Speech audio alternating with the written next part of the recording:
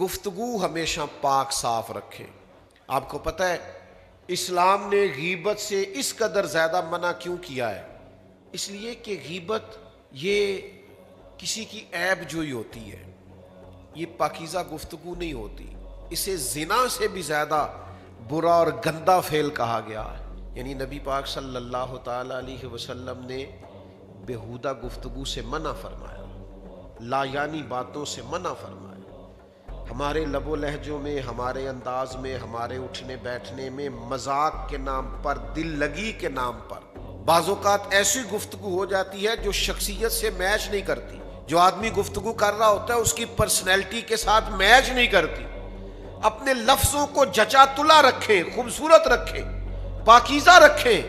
میرے کریم بولتے تھے نا تو سیدہ عائشہ صدیقہ فرماتی ہیں حضور کے جملے اور لفظ گنے جا سکتے تھے۔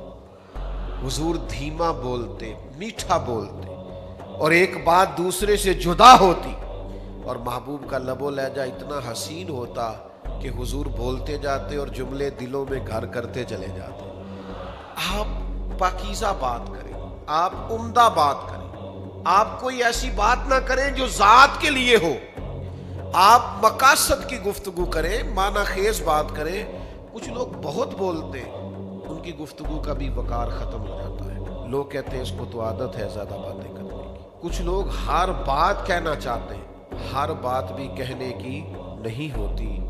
نبی پاک صلی اللہ تعالی علیہ وسلم نے صحابہ سے پوچھا اس درخت کے بارے میں بتاؤ جس کی مثال مومن کی طرح۔